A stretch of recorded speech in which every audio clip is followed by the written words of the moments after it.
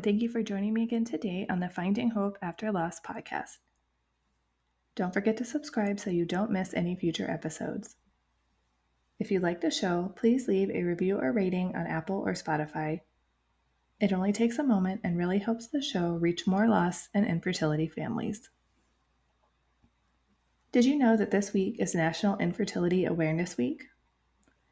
This is a week to highlight the experiences and open up the conversations from those who have gone through infertility and about infertility in general. I'm sure you've heard that the statistic was recently changed to be 1 in 6 couples that go through infertility. Because this is Infertility Awareness Week, I am releasing a special episode on Friday that highlights the struggle with infertility due to endometriosis. If you have gone through or are currently going through infertility, please know you are not alone and that you did nothing to deserve this or cause this. Some of us just get dealt a really crappy hand when it comes to our motherhood journey. Today's business spotlight is from Bella with Midnight Stitches. Here is what she had to say. Midnight Stitches is a Southern California-based small business. We are a mother-daughter duo who love to sew, knit, and crochet. The first half of this duo started sewing over 30 years ago and loves everything Halloween. The second half of this duo started crocheting over 10 years ago, learned to sew about 5 years ago, and can never pass up a fabric sale. All of our items are handmade and one of a kind. We founded Midnight Stitches not only as a way to feed our creative outlets, but also in honor of our granddaughter, who passed away due to preterm birth complications.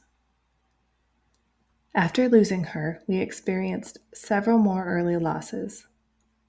Since then, we've had 2 healthy boys join our crew. As a family-owned business and a family that has experienced loss, Midnight Stitches is proud to donate handmade items to multiple nonprofit groups such as the Ronald McDonald House and Empty Cradle. These nonprofits are near and dear to our hearts as a family that has experienced infant and pregnancy loss. We are heading into our 3rd year of business and can't wait to see what the future holds. Thank you so much, Bella, for sharing with us about your business. Today I am talking with Wendy.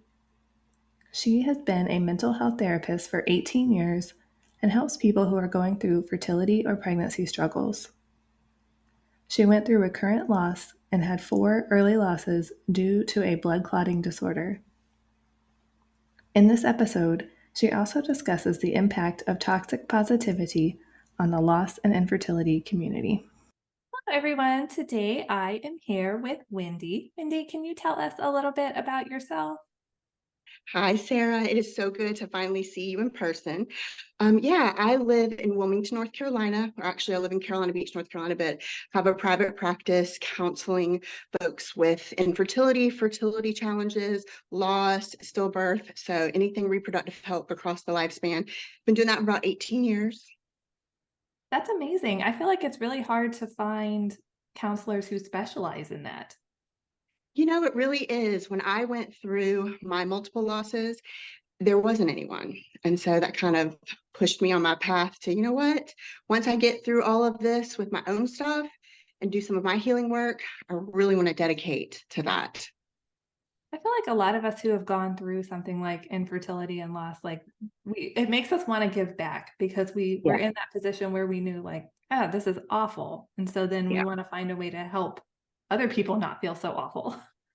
Right. And it really teaches you to hold space with people because there's nothing in our power to stop that freight train in its tracks. There just isn't. We can empathize, we can hold space, but there's no magic word wand at all. Unfortunately, I know we all wish there was. So true. So can you talk a little bit about your loss journey? Yeah. So mine was recurrent pregnancy loss. And before the American Society for Reproductive Medicine changed it to 2 in a row, I was not in the lucky club of the 2 in a row. I went through 4 losses. had a blood clotting disorder. And so unfortunately, it took quite a bit, 3 years, 3.5 years, to figure out what was going on. Um, so with those losses, as you know, you feel trapped, you feel held hostage, you don't feel like you can go on and live your life. Well, what if I'm pregnant? Or what if, and it just holds you back from a lot of your life's goals, trying to understand and navigate the losses as well as the medical piece. And I'm sure it was very frustrating too for you to have to go through so many just to get answers to what was causing them. Yeah, that's why I focus on reproductive health across the lifespan now, is because I feel like we really need to do a better job of educating, our children, our students, our college students, our young folks 17 to 25 to understand their reproductive health so they can ask the questions. So, because I really truly feel like fertility awareness is going to be a basic baseline test within the next 5 years, just like you would your A1C, your glucose, and your cholesterol. At least that's my dream. That's my hope. So, It really needs to be. I mean, we're really not taught anything. It's just like have sex, get pregnant, and it that's is it. not like You're like, exactly. okay, but that's not how it happens for so many people. No. And I don't know about your high school health class, but mine didn't cover anything related to that. Nothing. It was like you said, don't, it's so easy to get pregnant. Don't drink the water. And it's so not realistic. There's pretty So much that, and you'll get these STDs. That was like that's all exactly. they talked. And yeah, and it's important to understand that because you just opened that can of worms, because STDs affect fertility and reproductive health. And so the more medical based scientific knowledge that we have in the moment, I think we can make really good choices. So what we wish we had have known. So Right, exactly. I feel like I have PCOS. I was diagnosed when I was 16, but basically I was just told, here's some birth control, come back when you want to get pregnant. Nobody told me like what that meant for me, what other health conditions that could lead to, like nothing. exactly. We're social media. I'm a fan of social media in that context because I feel like it's a window into all of the resources, like your experience, my experience. There's a lot of medical folks that are sharing the wealth of knowledge to get it out there to the masses. Because as we know, birth control is a band-aid for PCOS. I'm not a doctor, I'm going to stay in my lane, but I do counsel a lot of people who have come to me. They've been trying 2 years, 3 years. I mean, it's heartbreaking that they didn't have the knowledge that they could have had that could have saved them 5 years. Yes. So, And I've often felt that, I feel congratulations. like we have to do our own research. Exactly. And congratulations to you for having that knowledge. So, even though you didn't get all that you needed at that point, it gave you that seed to plant to then advocate for your own health and wellness. So, kudos. I mean, it's even like I went to the doctor, I think it was a couple years ago for a physical, and I'm like, why is my cholesterol high? Like, and then I learned, oh my gosh, like you're more at risk even with PCOS to have higher cholesterol, but I would never have correlated the two, and nobody even like told me that. So then I'm off doing my own research, and I'm like, okay, well now I know I'm at risk for this, but knowledge would have been nice. Knowledge is power. Exactly. And you are going to be your own best advocate. Because now we even know with the perimenopause, with the ladies that I work with, can start as young as 35. And so when you have that knowledge that with estrogen going down, your cholesterol can be affected. So now and you'll be able to protect yourself in your 30s, 40s, and 50s with that knowledge. So it's Exactly. it's not just a one and done. We are delicate beings. And then I also have two daughters, and I'm hopeful that somehow they don't get it, because like my mom doesn't have it, and nobody that I know of in my immediate family has it. I'm sure somebody does somewhere, but Yeah. if they do end up having it, at least now I have the knowledge to help them. Right. And you will make it a part of just your day-to-day conversation, like you would teach them how to brush their teeth and fold their clothes and organization. We just have to make it early and often, just regular conversation about our health. So So when you were going through your losses, did you find that you had very much support from your doctors or medical team at all? No, and that's unfortunate because I feel like in my personal journey and in my career, I've really seen the wisdom and the willingness to start early with folks just in probably the last 8 years. But that's, I mean, our goal is to do it better. I hope my girls do it better. I hope yours do it better than us. So I really feel like I had to have my bushwhacker walking through the jungle to figure it out. So thankfully, just with the counseling knowledge and being able to do some of my own self work, just with the grief work with my own therapist, she and I were students and teachers together as far as figuring out all of the, what I was going to do with the reproductive health stuff. So, no, there wasn't a lot of support. That's why I'm so passionate about it now, is I want, even if it's just one person, one couple, to have a seed planted that they can run with, just changes the trajectory of their entire journey. So Did you have support from family and friends at all? people didn't understand it. And I think that has been constant across the years is if people haven't walked through that journey, it's not that they don't care, they just don't know how to hold space with you. So I would not wish any of this on my worst enemy because I don't want people to have to learn that way. But if I could educate friends and family now, which I do with my own friends and family, and I will counsel people on how to educate. Not that it's their responsibility or job, but don't just suffer in silence. If something bothers you, or somebody hasn't said something or somebody has said something that's dismissive or toxically positive, speak your truth. Assertiveness doesn't have to be angry; it can be matter of fact. And touching on what you said, I think there is a lot of the toxic positivity that goes along with infertility and loss. Yeah. Yep. That's how Fertile Affirmations was born. And I still to this day, people are like, affirmations, that's toxic positivity. I'm like, well, nope, you can use them as journal prompts. I mean, literally writing, I think saved my life because I still to this day, it's probably been, gosh, 25 years. I write affirmations, I write my journal. And it's just a way to process and really move things through, just clean things out. We're not taught to acknowledge, embrace, walk through is one of my favorite things. We are not taught to embrace the pain. So whether it's with a loss, whether it's with fertility, whether it's with an argument with a family member or a friend, we have to lean in. We have to embrace the feelings and the worry that comes up with that so we can make room to get out on the other side. Can't run from it, can't stuff it. It's going to keep I know, knocking. I've tried that. It doesn't work. Yep, me too. So I find out like if you try to just stuff it down like that, it just kind of explodes in some big like manner. And I'm like, oh yeah, that wasn't good. I probably shouldn't have done that. right. And the opposite end of the extreme with that doesn't have to be, oh, just be positive. It's the plan. It'll get better. No, we can say, I'm trusting my journey as I emerge whole and well, and not believe that for 1 second and sit down and journal about why you don't think that this journey is going to emerge in anything but a crap show. That's the point, is to process that, because once you make room with that process and you come out on the other side, like with my losses, had you told me 15 years ago that I was going to be looking through this lens of I walked through some of the most horrific things that I would never wish on anyone through the lens that I have now, I would have been like, that is rude, that is mean. So we don't say it then. We sit with people, we advocate, we don't say anything, we just hold space. Because eventually that lens will come. Then we can say, how can I help? What do you need? Here's a resource.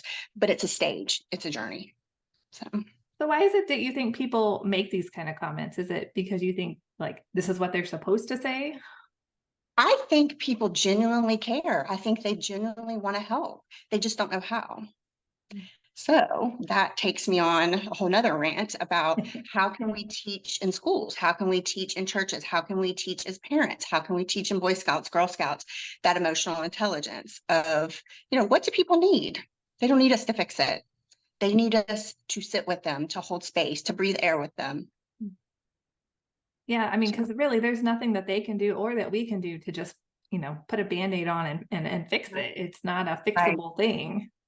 Right. And how do we clarify what people need? How do we not assume? I'm not in your head, you're not in my head. How do we clarify? Because that builds a bridge to better communication, and that builds a bridge to creating healthier, more connected relationships. And I So, know something I struggle with, which I'm sure a lot of people struggle with too, is asking for what I need.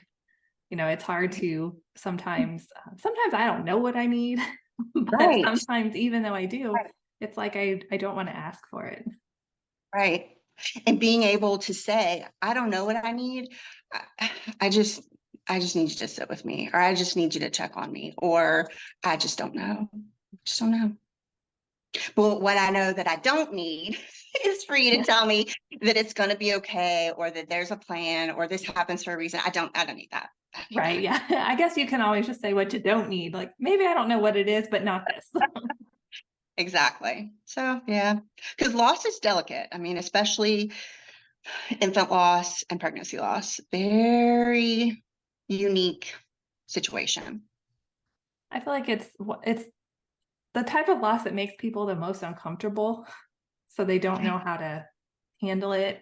I'm like, Yeah. us living through it, it's uncomfortable too. Like we don't know how to navigate this. Yeah. No, and I will to this day. I'm so impressed by resiliency. I'm impressed by my own resiliency, my clients' resiliency. It's magical to me the way the brain and the body can work to process information, good, bad, ugly, and come to a place of peace and forgiveness and acceptance. It is truly just miraculous to me. I agree. And what you were saying about looking back on 15 years ago, or things now with a different perspective. I lost my daughter. She was stillborn at 32 weeks, and it was 5 years ago last March. And if I had known that I would be where I am now after that, I wouldn't have believed it, because right Yep. after, it's like, I can't live another day like without her. Yep. Like, how am I supposed to ever be normal again? Yep. Yep. You can't describe that pain to someone. It's like ripping your guts out from just the just I can't even describe it. Just from the depths of your bowels, you feel like somebody's just ripping it out through your throat. To be graphic, but at least that's the way it was for me. So Yeah, it is. It's like a pain that you don't know unless you've been through it. yeah, yeah. And I don't wish that on anyone, so they understand it. I really don't. So No. that's what I feel like. Support. I don't know how you feel about support groups, but at a certain point, I feel like groups really help folks feel not so isolated and alone. Yeah, I never went to one, but I did go see a counselor, and that was a lot Okay. of help, especially during that. And then my pregnancy after losing my daughter. I'm always a big proponent of counseling. It's always, Yes. I love Yes, it. because it's not that you're broken and you need fixing. It's a neutral person to kind of help you see the forest for the trees and walk through some of this stuff because yeah, it's everybody's different. It's the experiences are different and unique. Yeah. I found it actually surprisingly hard also to find a grief counselor, because there weren't a lot of people who want to do that heavy grief stuff. A lot of general work. And so with you saying that, I always encourage folks to do their own work and because handling that grief work, either as a professional or personally, can lead to burnout. And we definitely don't want to burn out. We want to have that self care so we can still be there to hold space with people. And when you take a break for a while, be it a month, a week, a year, take that break. But self care and the boundaries around that self care are number one. Yeah, I think that's great advice. I think taking a break from it is okay. Yeah. And you mentioned after your first loss, how was your pregnant after loss anxiety? Because I know for me, that was huge. It was horrible. Like, Yeah. you'd go to an ultrasound and you'd be like, okay, everything looks great. Okay. So I'd be like good for a couple hours. And then I'm like, well, something must have happened to her now. Like, it Yeah. was good now, but in an instant, I lost my other one. So it was hard. Yeah. Because we're not, yeah, we don't have crystal ball into that womb, and you can't get a ultrasound every day. I So wish. I'm like, can you just keep a yeah. constant ultrasound on there so I can know what's going on in there? Oh, and then you think, oh gosh, is that going to make me even more anxious? So I see a lot of that just with my own personal that I walked through, and then with my clients. I even have an extra group that's a PAL group, pregnant after loss group, because I feel like they slip through the cracks. It's like, okay, good, you're pregnant, bye, see ya, this will be fine. Exactly. And doctors like don't take it seriously, like the anxiety, like it's fine, you know. And I'm like, but it's not fine. Like I'm freaking out here. And that's how I pitch the multidisciplinary team, is that you do a great job of getting them pregnant, keeping them pregnant. I'll help you out with the anxiety, the depression, and the fear of the loss. So it's a team approach, because all the docs and the OBGYNs and the reproductive endocrinologists that I work with and the nurse practitioners really love the fact that we can work so closely together, and they have great bedside manner. So I love that, the whole team approach. I oh, think every it's doctor important. should do that. Yeah. The brain is part of the body. It is, and it's the one that seems to be most overlooked.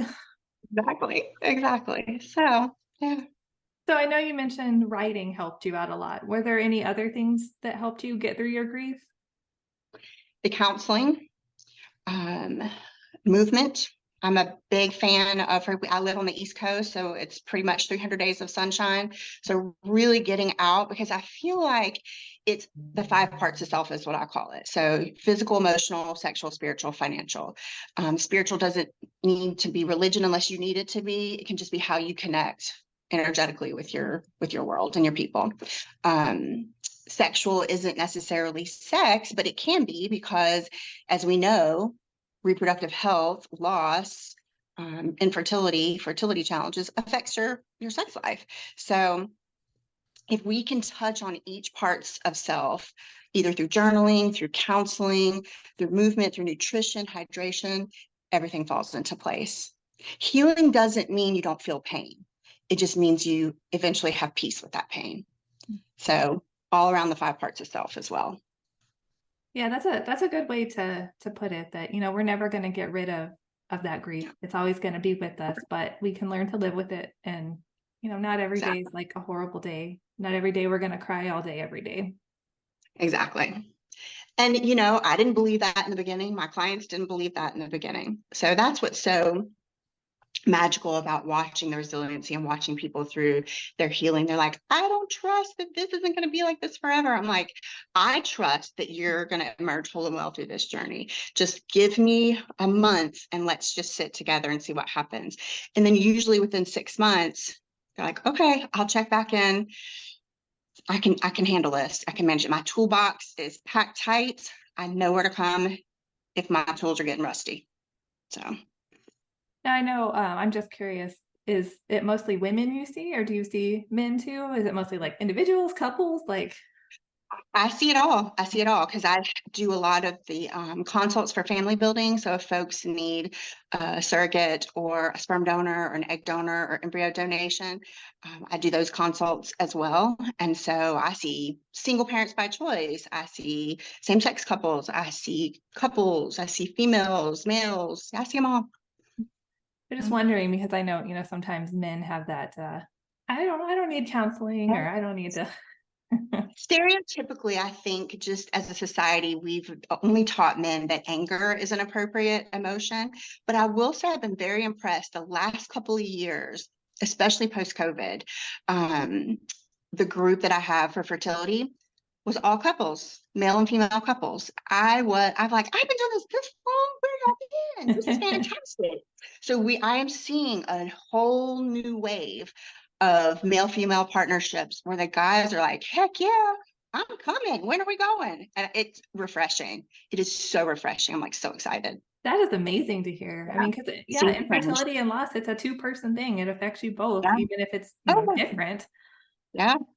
Especially with my guys that have like a genetic issue with sperm, or um, they have to use sperm donation. It's a another level of grief and loss. So Yeah, there's my husband, he did go with me after when I went to counseling after our loss, but you know, I was the one talking, but but he was yeah, there. Yeah, supporting you. And we grieve differently. I don't know that that's necessarily a gender issue. I think stereotypically we've taught men to be fixers and, don't show emotion, but we do grieve differently, not right or wrong, just different. And I think that if we can take the risk to get into a couples coach or a couples counseling, it can shed a lot of light on it's okay to process differently. And Open that's a good, communication.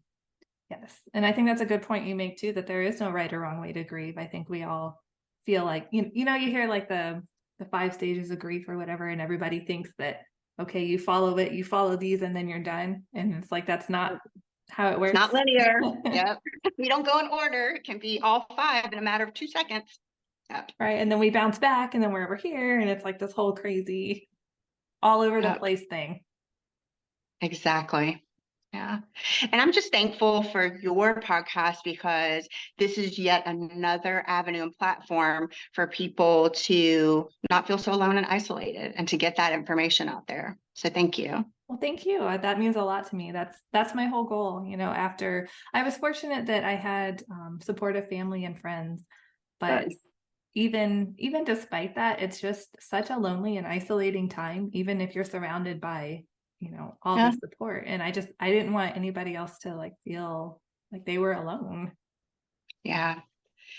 And also, you made a good point as far as having the support of your family and friends. Did you ever feel, and I hear this a lot, did you ever feel like you didn't want to burden them? Like you were thankful that you had that support, but we've never experienced it before. So we can definitely know that we don't want to project or put it on them. That's a tough place to be too. It is, yeah, and I did sometimes, but then sometimes now I'm like, okay, I want to talk about it because you guys don't ever talk about it, and I want to remember her, and it's so I've kind of Absolutely. been on both sides of it, I guess. Absolutely. Yeah. But yeah, my family they've been really good. So, and I've heard some things from other people about things that have been said to them, and sometimes I'm like, that really came out of a person's mouth, like You're like, oh, yeah. please It's think. interesting because when people find out, that you do a podcast on Hope After Loss or with me being a counselor, I will sometimes take a little opportunity to sprinkle a little of, well, do you know anybody that's had a loss? Or, what did you say to them? And I will sprinkle a little, what do you think about this? It might take 3 seconds, but I really try to, even if it's the checkout lady at the grocery store, because people are making small talk at Trader Joe's or a Right. food line, and they're like, "So, did you have a good day? What do you do?" And I'm like, "Well, This is the yeah, perfect question. exactly." So educate, educate, educate. Well, I So think that's very important because even if you don't know for sure, somebody who's been through it. They just may not be open about it. So I think chances are pretty good everybody knows at least one person who has gone oh through it. gosh, yeah, absolutely. 1 out of 6, 1 out of 6 will experience some form of a fertility challenge. And then the loss, what did the latest statistic is 1 out of 10 or 1 out of 8?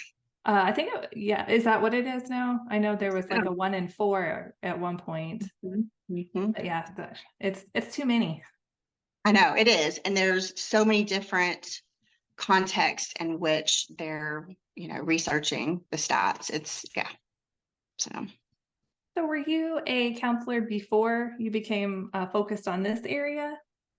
I was in child abuse and child trauma. So a lot of child sexual abuse and trauma focused cognitive behavioral therapy. So that really falls within the realm of reproductive health across the lifespan too, because ironically, I'm now seeing teenagers and 20 somethings that I saw as little kids working through their sexuality and identity issues. So it's fascinating to watch the development across the last 15 years of You folks. are tackling all the hard subjects, all the hard areas. I told you, I am just so impressed with resiliency. That's what keeps me going. So So when was it that you decided to shift to what you're doing now?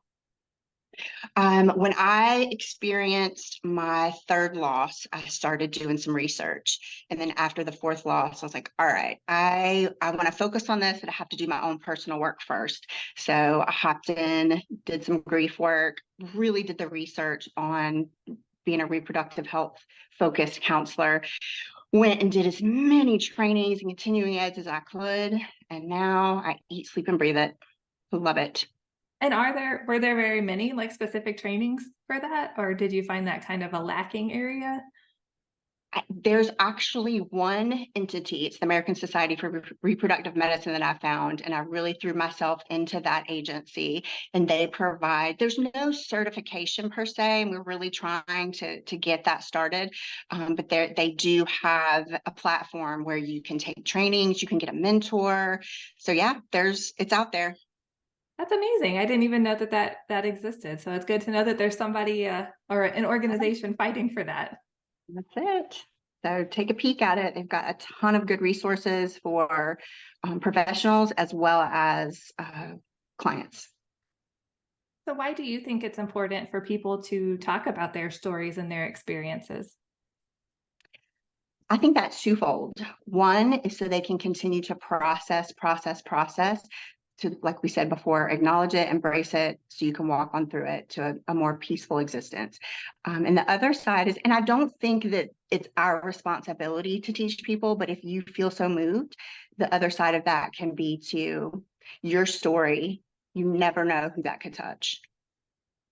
Yes, I agree. You I never I know. always think if you change or make it better for one person, then Mhm. you've made a difference. That's it, the wave, that ripple effect. Now, that doesn't mean I think everybody has to or should, because that's too much pressure. But if they feel so inclined, go for it.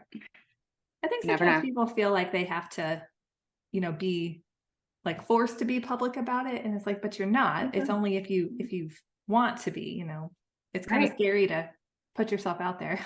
It is. And it could just be with that neighbor friend who said, my sister just had a stillbirth at 30 weeks and I just don't know what to do. That could be an opportunity to share your story. It doesn't have to be on a public platform. It can be just with the neighbor's cousin, sister's brother. And I found just sometimes by sharing mine that it's encouraged other people to know it's okay to share theirs. And so then I'm like, oh Right. yeah, I love that. Like it's like that chain ripple effect. Yeah. There's going to be, like you said, somebody that knows somebody, or yeah, 1 out of 8 people are suffering, 1 out of 6. I never realized how many people went through stillbirth until I had one and then saw like, oh my gosh, like there's so many. Like, because you think you're the only one. You hear Yeah. like, okay, a lot of people have miscarriages, which I had 2 of those, and they're still very traumatic. Like, not saying they're not, Yes. but you don't hear about the other types of loss. Yeah. I've been real impressed with how our local hospital has evolved over the last 5 years relative to stillbirth, that they are able to bring an entire community of professionals together when that happens. So, like on the spot, from photographs to whatever religious piece people need, to therapy to social work. That's been nice.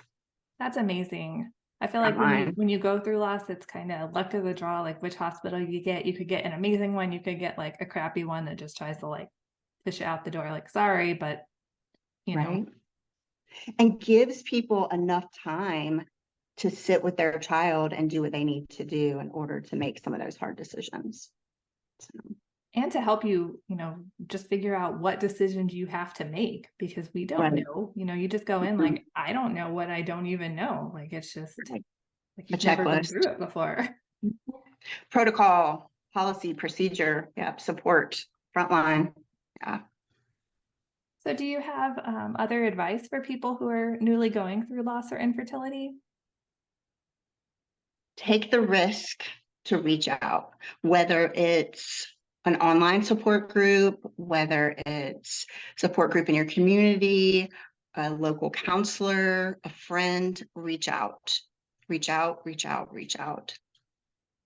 When you were going through your losses, did you have any like support groups or anything that you were able to find? Nope, I started the support groups here, and our local hospital also has a support group, and we work together with that, but that was not available then. I feel I like reached out. I feel like COVID kind of made everything both difficult and easier in some ways because now there's so Yeah, many online. like resources that you can find. Yes. Postpartum Support International has some wonderful free online groups. Resolve has a lot of groups, American Society for Reproductive Medicine. So there are some agencies out there that folks can go online and look and see. I know Postpartum Support International has any and every group you can think of, from NICU parents to stillbirth. I mean, they've got some great resources.